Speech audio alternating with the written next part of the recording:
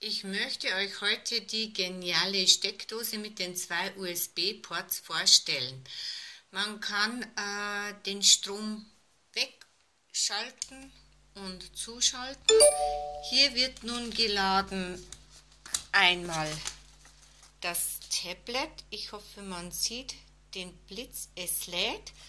Mein Handy wird geladen und die Steckdose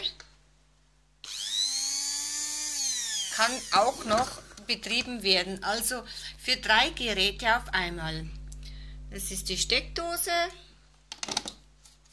Einfach in eine normale Steckdose einstecken.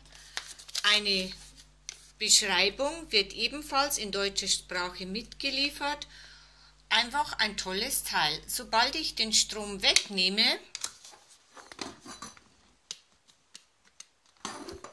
ist alles weg. Tablet wird nicht mehr geladen, Handy wird nicht mehr geladen und der Mixer kann nicht mehr betätigt werden. Tolles Teil für einen sehr tollen Preis.